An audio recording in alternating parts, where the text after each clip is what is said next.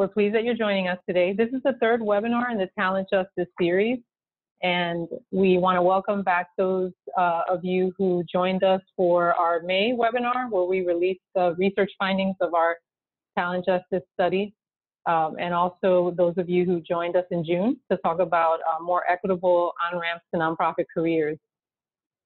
So before we begin the webinar, I want to acknowledge that this meeting is being held in part in Bridgeport, Connecticut, where I'm based, which is Aboriginal land, the land of the Golden Hill Haggasit Indian Nation.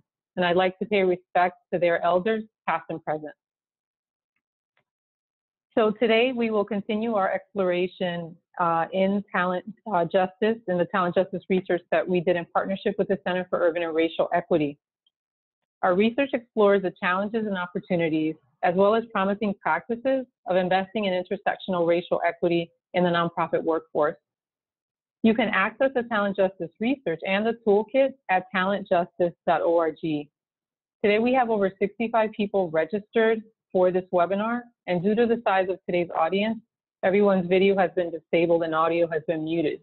And if for some reason we hear any strange feedback, we're going to find you and just mute your line.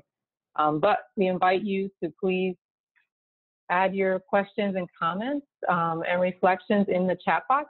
And if you look at the bottom of your Zoom screen, you will see a chat box. You'll see a chat box option, and you can click on that and share with us. If you need any help in terms of audio, please scroll to the top of the chat box, and we have a dial-in number for you to use in case you're having trouble listening to this webinar on your computer. So, great. So now I just want to quickly review today's agenda. We will provide an overview of Fund the People and the Talent Justice Advancement Research findings from our study. Then we'll hear from the Ballot Initiative Strategy Center about the work that they've been doing to support advancement of diverse people within the nonprofit workforce. Then we'll stop for a brief Q&A. Then we'll turn to our next case study that features Tipping Point Community, and they will talk about how they're supporting people of color to advance within the nonprofit workforce. Then we'll pause for a longer Q&A. Then we'll turn to resources and share some activities that are coming up, and then we'll wrap up.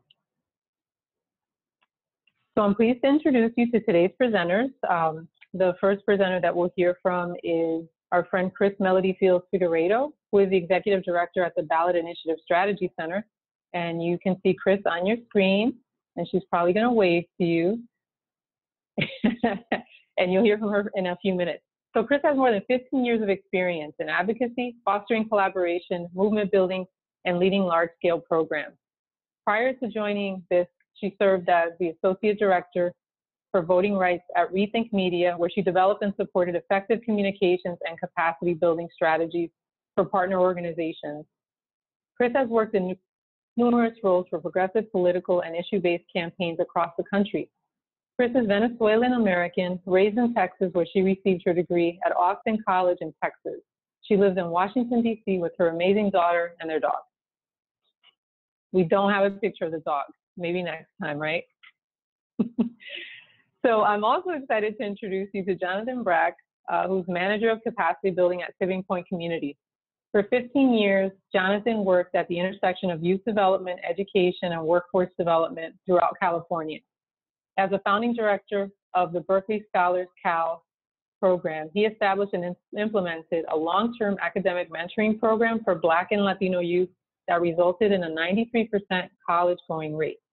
Jonathan was on the founding team of Code 2040, where he led program development, research, and evaluation for their flagship fellows program that broke ground to diversify Silicon Valley and the tech sector. Jonathan is also a member of Fund the People's Advisory Council. In his current role at Tipping Point Community, he leads the foundation's efforts to bring talent management and diversity, equity, and inclusion resources to nonprofit organizations. Jonathan studied history as an undergraduate and education in graduate school at UC Berkeley. Jonathan lives in Sacramento, California with his wife, Emil, and daughter, Layla. So Jonathan, please give us a big wave. And your son, Marcus. I'm sorry, I almost left him out of your bio. Okay. All right, so today's topic. So today we're going to talk about the Talent Justice Initiative, which is all about helping funders and nonprofits to invest in intersectional racial equity across the nonprofit career life cycle for people of color, women, young people, and other diverse constituencies. On today's webinar, we'll explore the issue of advancement within the nonprofit workforce and how as nonprofits and funders we can invest in equitable strategies for nonprofit advancement. So before we get into today's topic, we want to get to know a little bit more about those of you who joined us on the webinar. So we're going to do a couple of polls that we will launch now.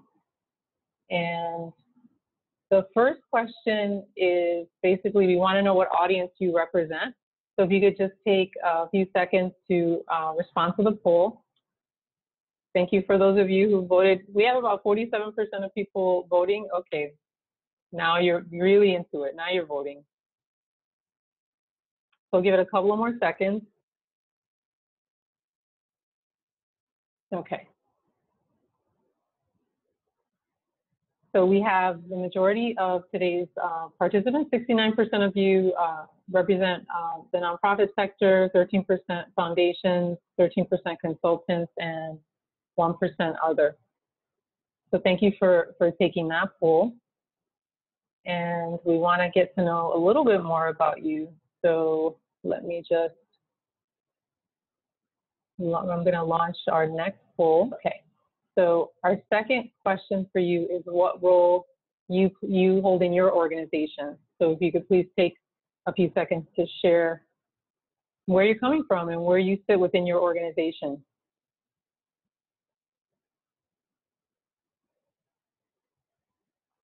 Okay, we'll give it a few more seconds. Great, okay, so let's end polling. And I'm going to share the results. So 29% of you represent either CEOs or executive directors, 12% are in the C-suite, so COO, CFO, VP, or other C-suite positions. 24% of you represent management, and the remaining are frontline staff members, and or you represent another role that we didn't list here on this list. Great. So, so thank you for sharing that, sharing a little bit more so we know who we're talking to today.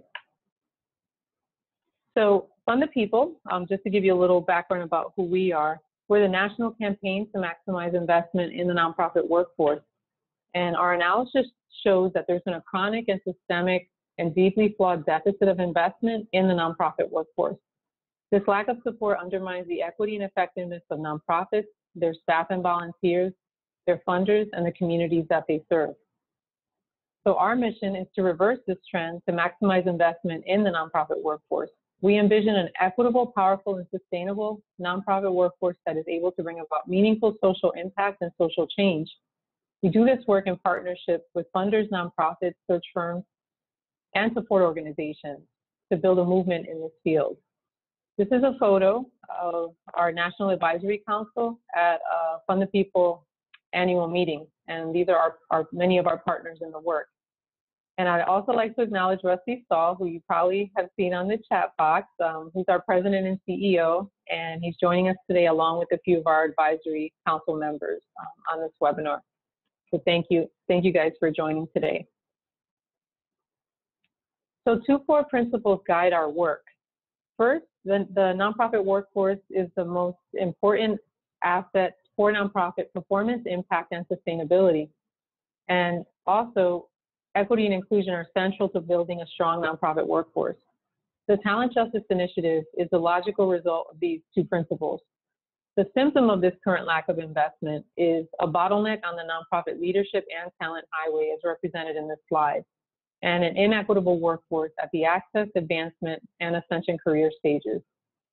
This is a major challenge for organizational effectiveness, equity, and impact. So we see talent investing as a social justice and an equity issue within our field. As we invest in our people, we need to be intentional about addressing issues of equity and inclusion. And also, this is why we launched the Talent Justice Initiative. Talent investing advances workplace equity and ensures that our workforce is inclusive of people of color and other marginalized and underrepresented groups at a rate at least representative of the community it serves and at all levels of employment. Funders and nonprofits intentionally and substantially and continuously investing in nonprofit professionals, that's what we see as critical for talent justice. And we believe that talent investing can and must advance both effectiveness and equity. So just to provide some more context, wanted to share these two definitions with you. First, talent justice are practices that utilize investments in nonprofit staff to advance intersectional racial equity across the nonprofit career life cycle. And talent investing is the intentional deployment of resources to support and develop professionals and leaders in the nonprofit workforce. And I wanted to take a moment to acknowledge the funders who have supported our Talent Justice Initiative and our broader work, and they are listed here. And we couldn't have done this work without them, and we appreciate their continued support. So now I want to turn to a few of the key research findings that we learned in our research regarding barriers to advancement for people of color within the nonprofit sector. So the first finding, as you see here in figure 19, is that you'll see that the barriers to career advancement that white professionals and professionals of color reported in our study. So this study, as we mentioned in previous webinars, was launched in the summer of 2018, and we have learned a lot about what the challenges are within the field for people of color to excel within the nonprofit workforce. So with this particular finding, the top 3 barriers reported by people of color include poor leadership and management at nonprofit organizations, exclusionary organizational culture, and limited to no mentorship opportunities. And you'll see here in the data that these barriers were experienced at higher levels for people of color compared to their white peers. Key finding, our research shows that the needs reported by nonprofits regarding barriers to advancement for people of color are not getting the necessary level of investment from foundations and nonprofits in 3 key areas. First, equitable and inclusive organizational culture, hiring, developing, and promoting diverse staff, and competitive salary increases. And then in this figure, our research shows that survey respondents who have immigration experience feel the impact of exclusionary organizational culture even more than their white peers. And this hinders their ability to advance within the nonprofit workforce. This experience is especially acute for people who are first generation, those who have one or both parents migrating to the US, as well as people born outside of the US and its territories. So before we turn to Chris, I have one more poll that I will launch to learn a little bit more about your experience. So this question is about what has helped you to advance in your nonprofit career. So if you could please take a moment to respond to the poll so we can learn more about how, what's helped you in your field, who's helped you to advance within the field. Just take another few seconds to respond.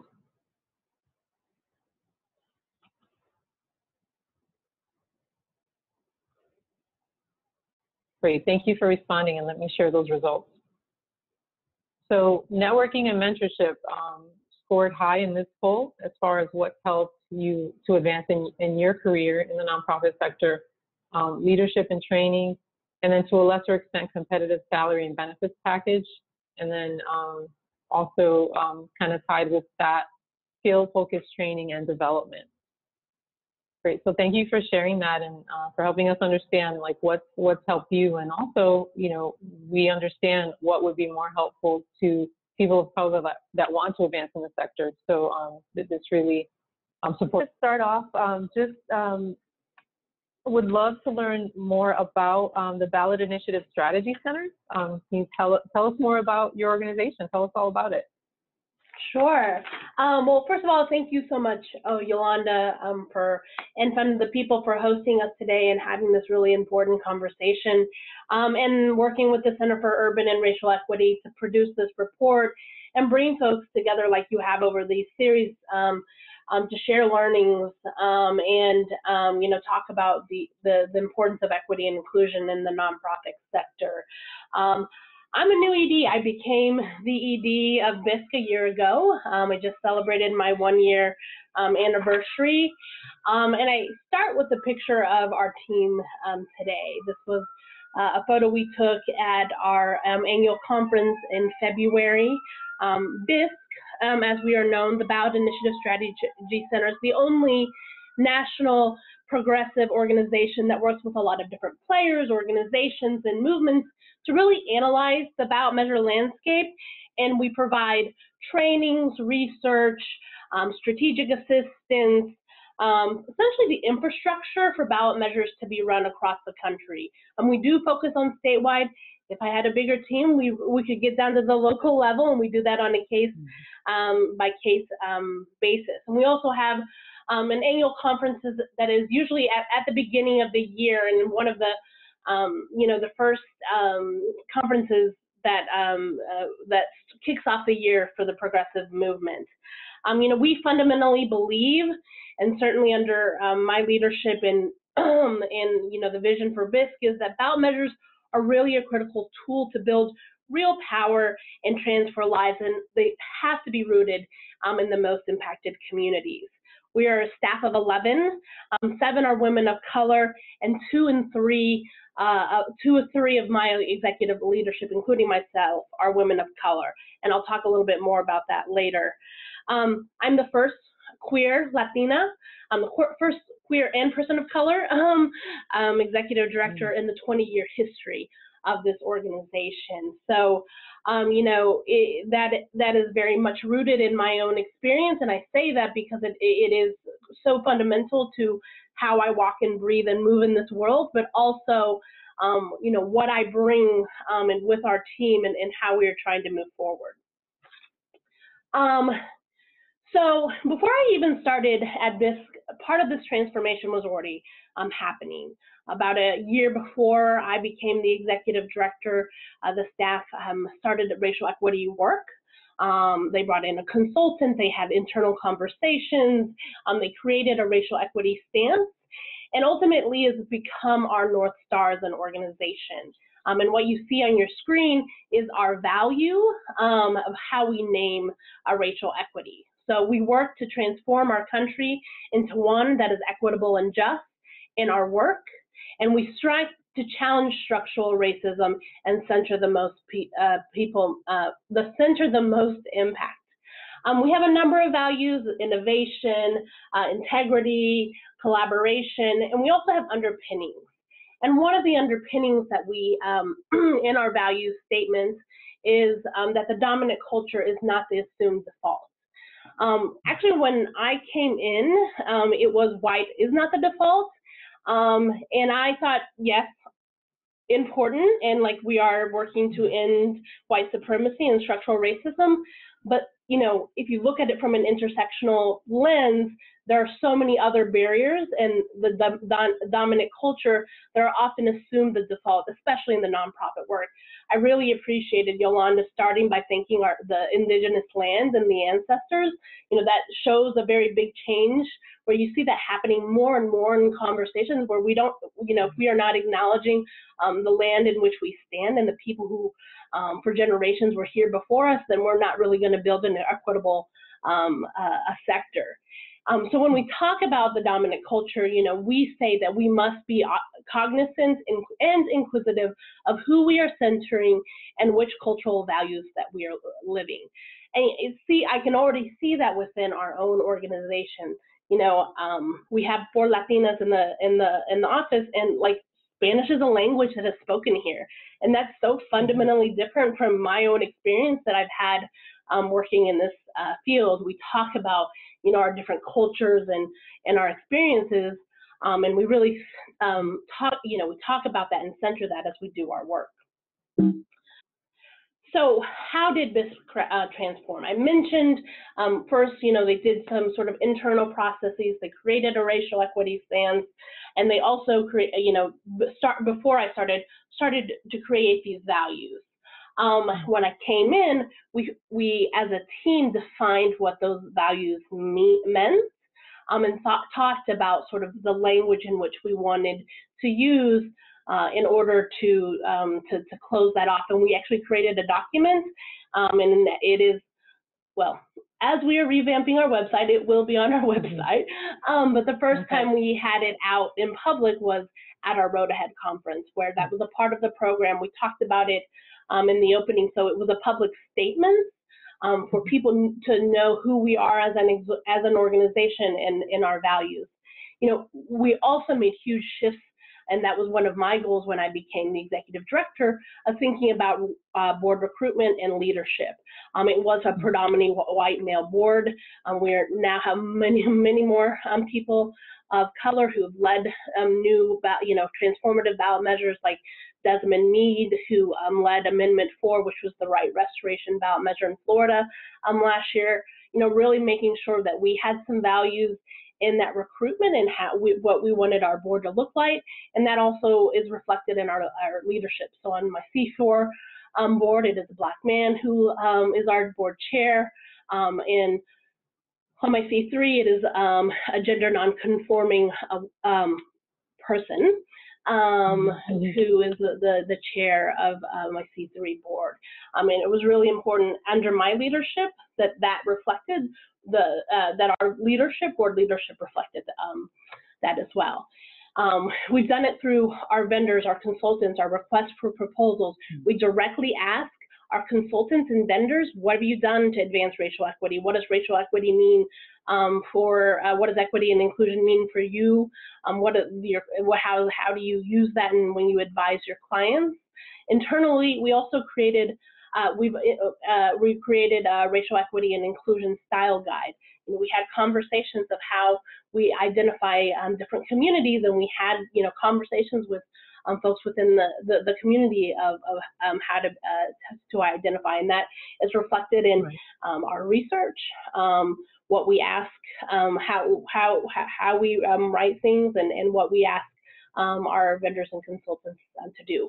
We've also integrated it into our work plans. It is a question at every goal, at every section of a person's work plan of how is the work that you're doing advancing racial equity and inclusion. We also completely had revamped our personnel manual. We had a racial equity expert look at our personnel manual and start to make some changes there. We don't have a bifurcated vacation policy anymore. Everyone starts at the same level, no matter what position you are within the organization. And now we are in a complete overhaul of our training program, and race, equity, power, and privilege are fundamental to each of the different modules that we're creating. So what does that mean for talent justice for us at BISC? One, fundamentally changing our hiring practices, making sure within who we send it out to, how we send it, what our recruitment pool looks like. If we're not getting a diverse pool, we keep the pool open until we have a good solid pool. We ask about racial equity inclusion questions within the interview process.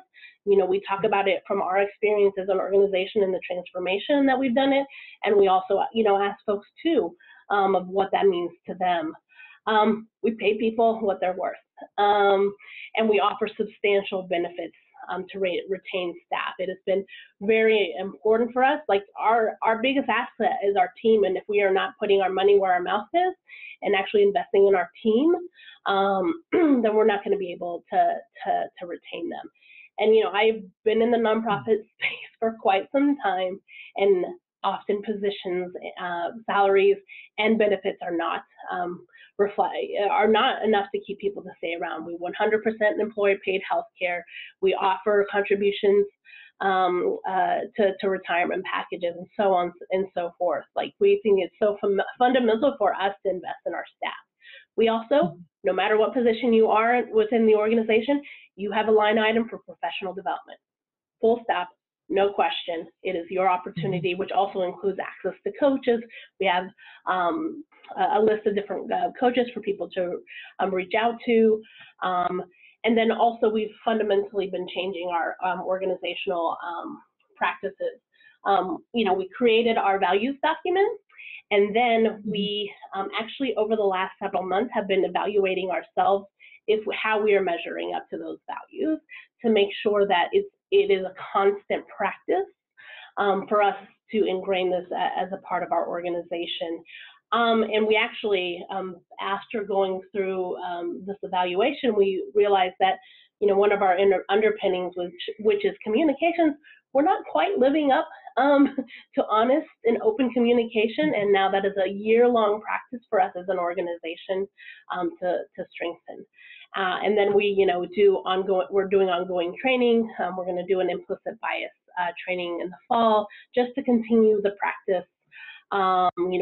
Even though we are predominantly, a woman of color staff, that doesn't mean that it doesn't show up, that there aren't things that show up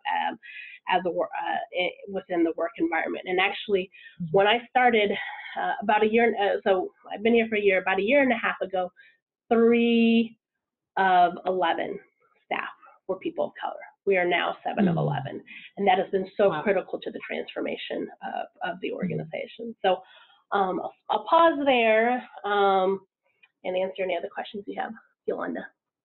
Yeah, I'm actually, thank you so much for sharing about your organization's work, and also the internal transformation that is happening. And as you say, and what we hear from so many organizations that are doing their own racial equity work, is that it is a work in progress. It's never done. I'm curious about the challenges that you've had doing this work, because it looks like you've made so much progress, but I'm sure it wasn't a smooth, bump-free road. So just curious to hear about what those challenges have been. So truthfully and honestly, like, fighting the dominant culture has been a huge challenge. I get the question of, like, why is racial equity the North Star? Why is this the center for the organization? What is that to the exclusion of other things? The ballot measure landscape in the field has been a predominantly white-led male field. And, we have had to fight people challenging the decisions that we make, why we do certain things, what that means for the work, why are we, sometimes pausing and, like, taking things back to certain communities before we even develop the policy. There are a lot of these different questions that we that get raised. Often in the ballot measure space, it's like you got to get to 50+1, right? People are so focused on just, like, getting to 50+1 to win that measure, which, depending on the state, you actually might need more than 51% of to get that measure passed. But we think it's so fundamental to actually think about long-term capacity building and what that win actually means for the communities and the people that we've brought along with it. And we certainly have had pushback on that. We've also had risk-adverse funders. Certainly, as a woman of color, I am not held to the same standard as my white peers. I have in my first month as executive director, 3 funders said they're no longer going to continue to fund us.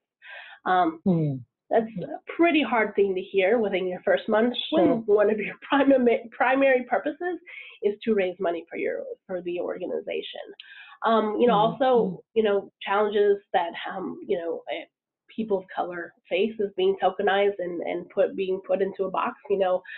Throughout my career, I've, been assumed that I need to do all the translation, that I lead Hispanic outreach for the organization or whatever program that is being run, that immigration is the primary issue that the Latinx community cares about. Actually, we care about education, poverty, healthcare, and all those things as well.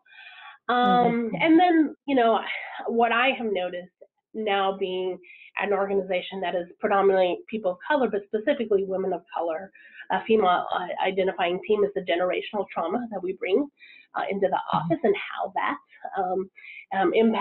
impacts how we sometimes interact with each other, and we interact in the outside world. Again, like thinking back to fighting the dominant culture, that trauma that we bring within, of second guessing ourselves, not thinking we're worthy, that really, have been some big challenges that we've faced. Yeah, thank you for sharing that, and not easy things that you and your organization have dealt with or are dealing with, and and you move forward. I'm curious about your thoughts. It's actually like a two-parter question. For the first part of it being, what are your reflections about the talent justice findings that I shared, and also any thoughts that came up for you about that research and what we're hearing from people of color in the nonprofit workforce. And finally, like, what do you think nonprofits need to promote talent justice? So, when I actually looked at the description for the webinar, I had it in front of me, about like burnout, not invested in, not having mentorship, like that has been my lived experience. It wasn't until I became an executive director that I was actually nominated for a leadership program. I have not had, there are certainly people who have mentored me and believed in me throughout my career, but not in sort of a professional sense. And the burnout within the nonprofit sector is real. I think we have unrealistic expectations, and we actually value work over people. And that has actually been something that has been fundamentally important to me as an executive director, to be a model for my staff, that they can clock out at the end of the day at 6 p.m. or whenever they decide to leave, and go home to their families, or go home to their partner, or just go and binge on Stranger Things. Like, you leave the work at the door, and it's okay to do that. And your weekends are your weekends. Like, that has not been my experience throughout my career in the nonprofit sector. It's been 7 days a week, 12-hour days, work, because that is what's so highly valued. And when you put the emphasis on that and not actually the people, then you don't actually get the best out of people.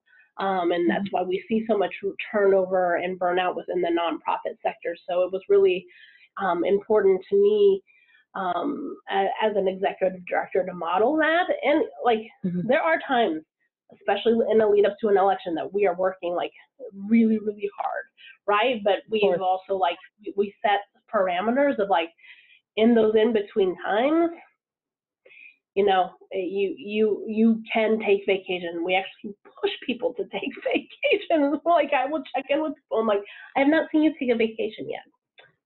Do it. What are you doing to build that in? So I just think it's so important for, this research and having these examples and these things that for people to, take away. Obviously I can talk about it, but, the three of us can't talk to the, hundreds of thousands of people in the nonprofit sector. So having, the study with direct things that you can take back and do within your organization, the relationship between nonprofits and the funding community to change this culture around equity and inclusion is so critical. So, I really applaud and thank y'all for that. And when I was actually reading it, I was like, oh, we these are the things we're doing, these things. I was like, great, we're passing the test. But it is also it helps us say okay, we are on the right path. We are doing the right thing. So having that affirmation has been really important too. Wonderful. So glad to hear that, and we're so glad that you reached out to us and that you wanted to share your story. And actually, Ballot Initiative Strategy Center, your case study is featured in our Fund the People Talent Justice Toolkit. So we're really glad that you stepped forward to share what you're doing. Just wanted to wrap up our segment here with your thoughts on what nonprofits need to do in order to promote talent justice. Yeah. So what do we need? Truly, and then I'm speaking to the funders on this call, is like dedicated equity inclusion funding for organizational and staff development, like full stop. Like, we put it in our budget and sort of hide it, but no, like, it is very hard, and I shouldn't have to hide that, right? Like, it is so fundamental to our organization, and we put it in our budget in some ways, but we don't have a dedicated funding stream to continue to do this work. It is so critical to think about investment and leadership development and training early in people's careers. Like I said, I really hadn't had that until I became an executive director. Like, I'm a scrappy girl. I'll figure it out, and I have throughout my career, but it shouldn't be until someone is in a leadership position. And this is why, specifically for people of color, you have not seen the ascension that should be happening as you look at the country and the demographic changes. It's because we're not doing that early investment in people.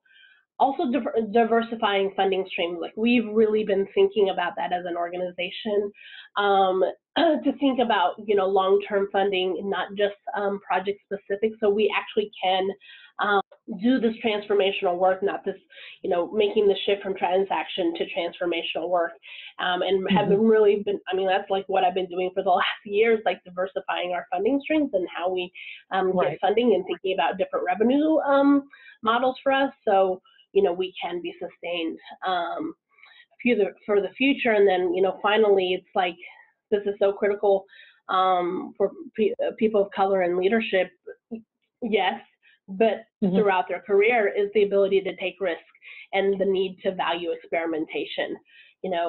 Obviously, we want something to work, but when you're doing transformational work, it might take 1, 2, 3. Like, if you're fundamentally changing systems of oppression and the status quo, it's going to take a few time, a couple of times to actually do that transformational work. It's going to require a lot of different experiments, and we aren't allowed to take those risks and those experiments in the same way as our white peers. So, like, the ability to do that is so fundamental to shifting the nonprofit sector. Yeah, thank you for sharing your wish list, if you will, about what nonprofits need to invest in talent justice.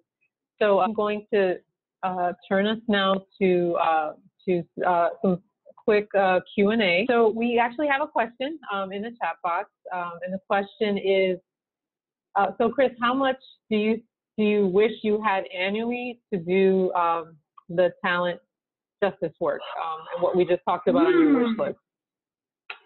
Cool. I should have been ready for that question. Just thinking about the continuing training, the need for professional development, coaching, and leadership development. Like, for us as an organization, at a minimum, 100,000. At a minimum. Okay. Not cheap. Not cheap to do, but as you have been sharing with us, this is deep, long-term work, and it requires a significant investment. And I think we've heard from other organizations, including DEMO, that recently shared their racial equity transformation work, about the price tag for this work. So, does it all fall on one funder? Could a group of funders share this expense? Like, that's where we really need to be thoughtful and creative in the field about how can we best support that work. So Chris, thank you so much for just sharing about Ballot Initiative Strategy Center and the important work that you're doing right now. So now we're going to turn to Jonathan. So Jonathan, tell us about your work at Tipping Point Community. So Tipping Point Community is a nonprofit based in the Bay Area. We support a number of direct service nonprofits that are focused on fighting poverty. And I am on our capacity building team, which we provide a ton of what we call our Beyond the Dollar support that I'll talk about. and really focusing in on one of our offerings, which is the Emerging Leaders Fellowship. So Tipping Point, again, our mission is to fight poverty in the Bay Area. We really do that through finding and funding the most promising organizations. Currently, we support 42 nonprofits that are focused on housing, education, employment, and early childhood development. So really, there are some key areas that just make our model unique that I wanted to share that I think really allows us to do some of the larger equitable talent work that for grantee organizations. So one is, again, our due diligence process. That finding and funding part of our work is a real big part of what we do. We do 100 hours of due diligence on any organization coming in the door, and then we continually measure and support those organizations to both hold ourselves and them accountable, but also to move their work forward.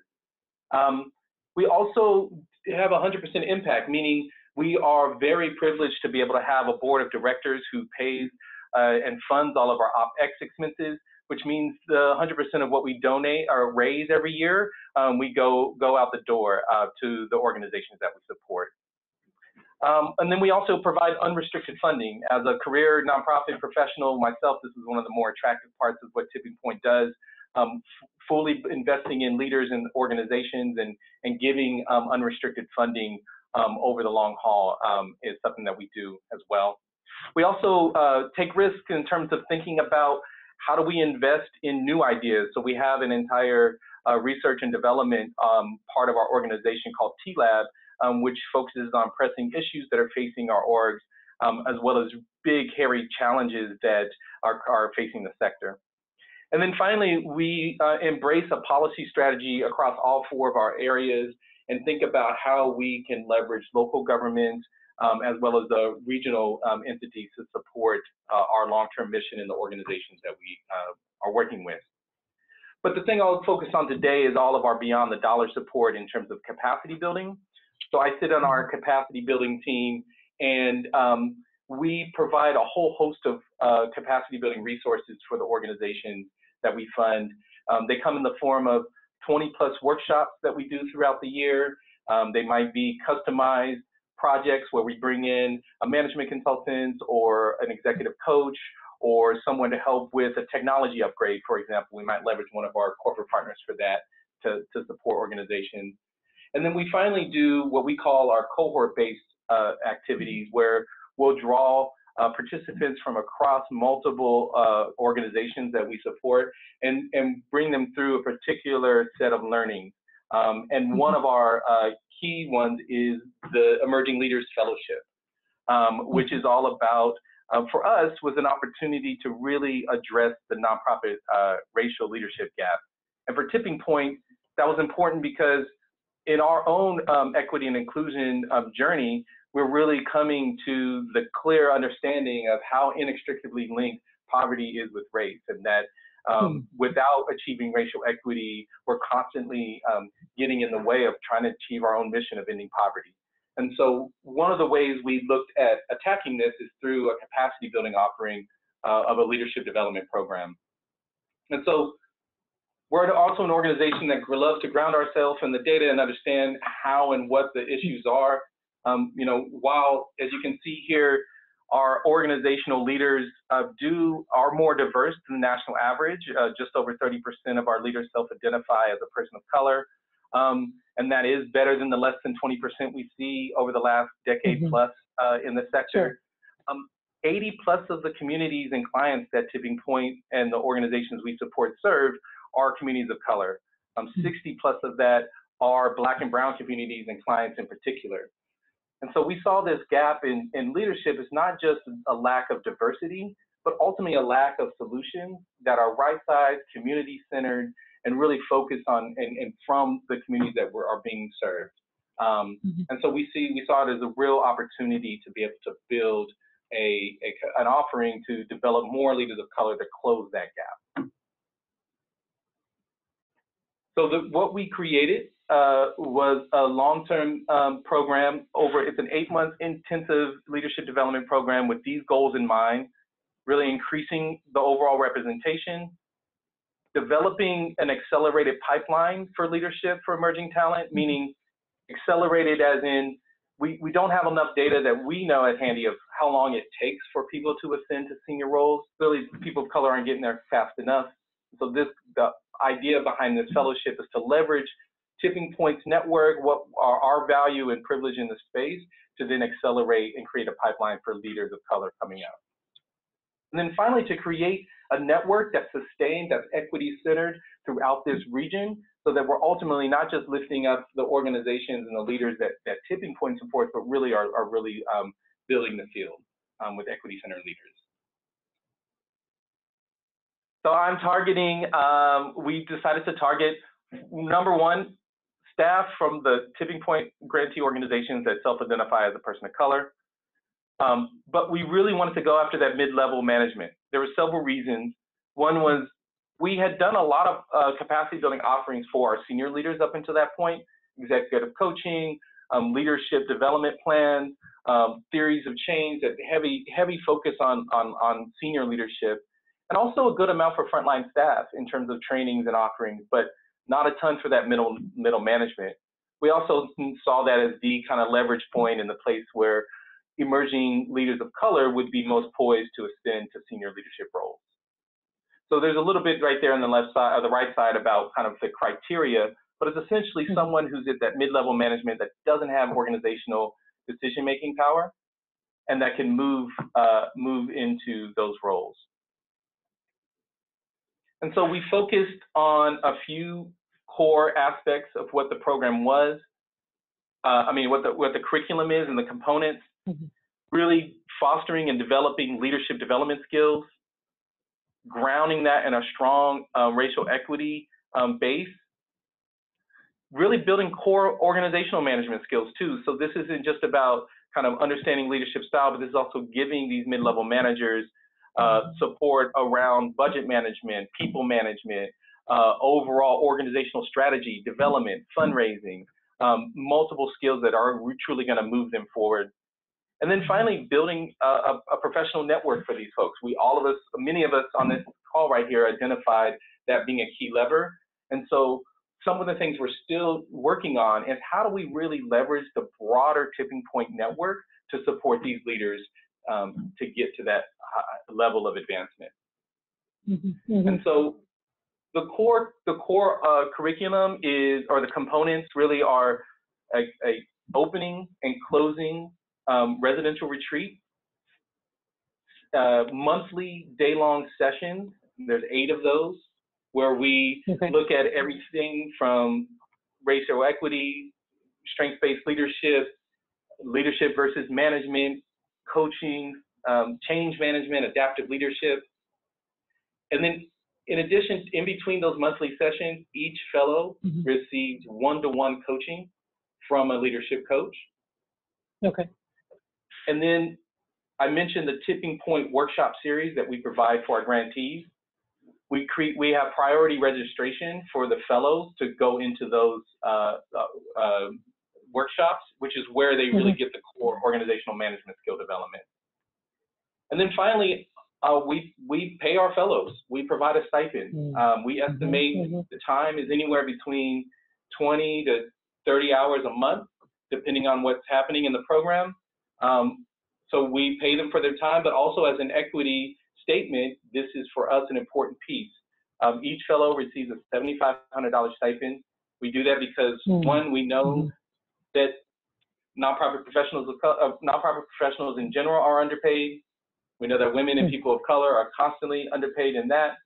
And this is a way as a funder to be able to right-size some of those disparities. So thank you for sharing that overview of the fellowship, and also what you just shared about the stipend piece, which is so critical for nonprofit professionals due to this challenge of being underpaid for the important work that they do, but also you're investing in their leadership, and you're also providing that financial support for them. So that it's really, really great to hear that. So I was curious about, in this work that you're doing with Tipping Point communities, with the fellowship, and with Tipping Point community and their overall work, what are you learning about intersectional racial equity and advancement? What's come up for you over, during this work that you've been doing? Yeah, I think particularly in doing the leadership development work and with a diverse population that we have in thinking about in California and the Bay Area in particular, we're finding that when we do the deep dives in the fellowship around personal identity development and unpacking stereotype threat and imposter syndrome and internalized depression, that it's both a challenge to kind of right-size the conversations across multiple communities of color. So we do affinity spaces for our Black fellows and our Latino fellows and our API fellows. But then bringing that back together is both an opportunity, but a challenge. I think the learning is how to navigate those conversations so it doesn't slip into what's often called the oppression Olympics, and is moved towards a more generative kind of collective conversation to move forward. So intersectionality, when thinking for us and thinking of this fellowship, is really at that level with those individual fellows as we're trying to create this multiracial, equity-centered network of leaders that they can see that collective kind of goals in mind across their community. The other, that's really helpful to hear, about what you're learning, what you're seeing. So my follow-up question is, what are your reflections on the talent justice advancement research findings that we talked about earlier? I think, for me, as I reflected on this, both as most of my career working for programs and on nonprofits and in these last 3 years being at Tipping Point and on the funder side, it's really, the reflections really come down for me as like, this is a trust issue and I'm really speaking to other funders out there, is that I think underlying the preferences that was found in the research around doing a fellowship or building out HR infrastructure or supporting other investments in that way, rather than increasing overall funding or targeting salary increases. I think there's some level of control and lack of trust, and I think that's been created for all kinds of reasons, and that a bold move for us in the funding community is to start to relinquish some of that power and trust to our organizations and their leaders to trust to do what they need to do with the dollars and the resources that we're providing for them. And that really is about ultimately sharing power, right? And empowering the organizations that we're supporting to be even better. The other is that this issue around low pay and it being a barrier, I think this is particularly acute for communities of color, and particularly for metro areas like DC, San Francisco Bay Area, where the cost of living has truly pushed people away from the epicenters and the communities where people need to be served. And, a $15 or even $18 an hour salary, which in some parts of the country would be great, does not get people very far in the nonprofit sector, particularly those people from the very communities that are looking to be served, right? So that first generation college student coming out, the opportunity to go into nonprofit or to go into the private sector for certain areas, that's not a choice. They cannot go into the nonprofit sector. So I would encourage, one reflection is encouraging funders to really think about how that investment into salary increases and into overall in talent investments really is critical, mission critical to the work that we're trying to do in the organizations that we're supporting. Jonathan, thanks for sharing your perspectives and also your reflections on the findings, and also some really clear and important guidance for funders to listen to if they really want to support talent justice in a meaningful way within the nonprofit workforce. So this question is for Jonathan. How has your fellowship program been received? What sort of energy and grantee partners, what sort of energy are grantee partners bringing to this work?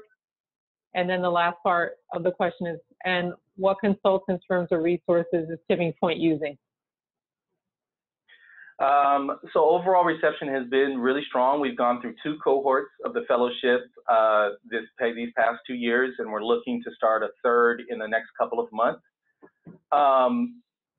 grantee leaders have been very appreciative as an opportunity to provide leadership development, particularly for their staff of color. That's been a constant feedback for us from the leaders. And I think, you know, to that point around the question of what kind of energy are grantee organizations bringing, I think there's a lot of encouragement and excitement. I think this is an area of growth for us and improvement where we can go deeper, because as the Race to Lead report pointed out, you know, these fellowship programs, as great as I'm enjoying this work, and I think it's super important, it's not enough. It's about working with organizational leaders and rethinking structure. And so in this next year, we're going to look to engage the fellows, direct supervisor and manager more directly, as well as the leaders of those organizations throughout the year, to not only, hey, this is what's going on in the fellowship with their learning and how they're applying it on their job, but also, hey, by the way, here are ways for you to think about creating better conditions for advancement, particularly when you're thinking about your staff of color.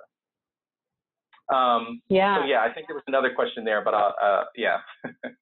Yeah, well, I mean, I think what you're saying is a logical progression of where the fellowship needs to go as far as like more closely engaging with organizational leadership. So it's not just a program that participants are part of and then it kind of like, it doesn't live on. What they learn from that program doesn't live on. They don't grow within their organization. The last part of the question was, how much does it cost? Oh. So we heard about the stipends that you pay. So what is like the total cost? I'll be very clear, right? Like the coaching and the budget and the stipend are the biggest line item in the budget. By far, they're by far the most valuable two things though in the entire program, right? Like we've done evaluation. I think there was another question about partners. We've partnered with Public Profit to do a local firm here to do the evaluation of the program the last 2 years. And those two findings, the stipend in coaching, while the most expensive, were the most valuable to the fellows. Overall costs were just about $175,000. The first fellow cohort was 10 fellows. The second cohort was 12 fellows. And yeah, but I think there's some economies to scale there that as we grow and think about other partners at the table, that we can actually bring down those costs a bit. Great. So there is another question for Jonathan.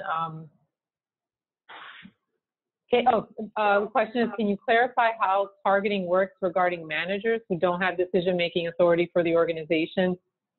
Don't managers, by definition, have that at some level, either supervising, coaching, mentoring personnel, or organizing other resources for the organization?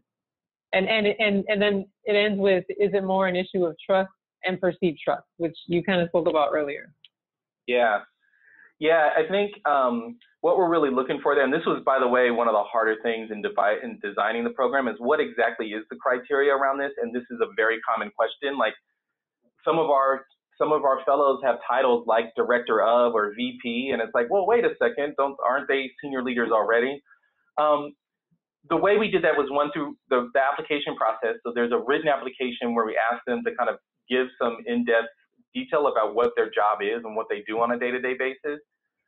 We also have the direct supervisor or manager kind of sign off and approve that they can even apply, so they know that they're going to have to set aside the time. And we also make sure in there to ask, like, this is the criteria for the program. Does the person that's working for you meet that criteria? And then finally, in the interview process, so we do a written application and then we'll do interviews. We start to ask and unpack that question. And a great example there was we had a fellow who had an interim COO title because there was a gap. It was a small organization. She had the interim title. At that moment, she was a senior leader in that organization, but it was also temporary, and we knew it was something that she still needed a lot of growth in. It wasn't like she was actually put in that job. She backfilled that role, right? And it's a different kind of situation. So yeah, I think that's a little bit about how we think about, but it takes intention to like unpack who folks are and what their influence is in their organization. Yeah, I mean, and also, I mean, for I think to a point you made earlier, it's also important for the the professionals that want to be part of the fellowship program, that they have the support of their leadership and of their manager in order to actually participate, and that and that the organization that they're coming from do something with what this professional, this colleague is doing, so that they make the most of it within the work that they're doing, and helps in their growth, in their development within the organization. So I have a question for Chris. Let me just scroll up. So, Chris, when considering foundation trustees' perspectives and their own institutional or self-interest, such as visible impact to show for their grant, how would you make the case for investing in talent justice, particularly given what you talked about before regarding what a real life price tag for this work is, in order for it to be impactful? Yeah, I mean, I will be, honest. When I go in a lot of different rooms, I'll go to different rooms with funders and grantees or potential grantees, and the way, we talk at the organizations, some of the program officers are like, I can't say that to my board of trustees. Like, they will be like, what are you talking about? So, in those conversations, we have talked about sort of the work that, what the support we can give to those program officers within our own community. When, they have to go back to boards or trustees that are like, why are we funding this type of work, as a collective, so they're not out there, on their own, but also the responsibility within other program officers, and when they're having conferences with themselves, making sure that equity and inclusion is part of the programming. I mean, I'm seeing that much more and more. At certain conferences that I've been at that include folks within the funding community. So those are two things that I have worked on, and with other folks within the sector. But I think it is truly. And it simply cannot be the responsibility of people of color to make these shifts. Like, it has to be peer-to-peer. And, the funding, many of these board of trustees are predominantly white and male. And, it's making sure that we've created a narrative where they're hearing this more often, but also it's the peer-to-peer learning and pressure that is going to create the change within the community. You mentioned Demos and the work there. Heather McGee, the former president, is a dear friend of mine. I've known her when we were wee little baby organizers many years ago. She has been a leader in changing the culture within foundations, and push those conversations forward. But she's also seen it as a responsibility to make sure that she's going within the system in which we need to change to push things forward. So we've actually, one of the projects within our proactive our strategic initiatives has actually been what we call alignment. And so we have a funder alignment group that there's one part is working with other,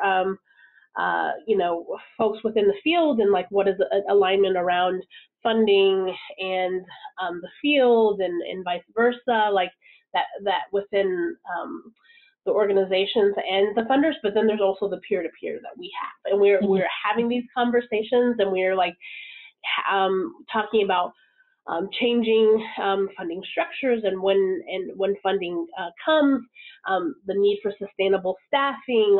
We're having all those conversations amongst peers, and essentially equipping folks to take back to their board of trustees. So that has been like a fundamental program within us in our work at BISC to try to shift the landscape. This question is for Jonathan. So Jonathan, what would be good ways for all of us to spread the word about talent justice as an idea and practice? Oh, wow. Well, as an advisory board member, I would be remiss to say the toolkit, not to mention the toolkit, which gives a ton of tools and sharing that with your networks as widely as possible. And to be honest, I think even more so than that, I think it is pulling out some of the case studies, whether it's the fellowship or BISC's work, or like really leveraging some of the key findings to talk with your leadership, with your board members, with core donors, with people that are really supporting your work. And I think that's like that word of mouth piece is super helpful, and from the people providing this level of research and data to back that up, I think is super helpful. But that's right off the top of my head. I really think it is about, I would say this, I think both, again, being on both the program side and the funder side, we think too often about we don't think enough about our individual selves. Everything is so mission driven. It's so much about the people we serve that taking that moment to say this is actually something we need to invest in ourselves, both recognizing that for yourself and then for your colleagues, I think is the first place to start. That if we're going to truly tackle these huge, hairy issues, we all need some development in how we think about it and do it. Thanks, Jonathan. So Chris, same question to you. How do you think we can all best support and promote talent justice as an idea and practice? I don't think I'll add too much to what Jonathan said, but just emphasize the last word you said is practice. There often, and I see this so much within the funding community and even the nonprofit sectors, the shiny objects, going towards that shiny object and, investing in a little short term, but that isn't really going to be transformative. It requires practice. It requires long-term investment. And it just has to be constant and fundamental to the work, and it has to be a part of the evaluation back and forth, not just of that evaluation of asking that question within your grantees of what you've done to do talent justice within your organization. Is that question we should be able to ask back to the funding community of, like we do with our consultants, is like, what have you done to advance racial equity and inclusion? I think it should be okay for us to ask that question back of, what are you doing to invest in this type of practice? Thanks, Chris. So I'd like to thank both Chris and Jonathan for sharing their work with us today, sharing their experiences and their reflections on talent justice, the research, and the important work that they're both doing within their organizations, and more broadly in the community. So before we wrap up, I just want to thank those of you that shared your thoughts and questions in the chat box for our presenters. So what now? What next? So I want to share these resources that are available on talentjustice.org, and that includes our research report where we share where these findings came from that we shared earlier in the webinar. Also, the brief executive summary with the top-level findings from our talent justice research, and the toolkit where you can find case studies featuring the Ballot Initiative Strategy Center and also Tipping Point Community. And there are 10 different resources in that free toolkit, and they are organized by the different nonprofit career life cycle stages of access, advancement, and ascension. So we invite you to take a look at those. and to share those resources with your colleagues that are, that want to do more in this area and in this field. And we're also very interested in hearing about your experiences with the toolkit and with the resources. So I invite you to reach out to us and share what you're learning. So we have the last webinar in our Talent Justice Summer Series happening on July 25th, and the focus of that webinar will be on ascension into executive leadership and management. So we'll be sharing more information about that webinar, including the registration link and the guest presenters and what we'll cover very soon.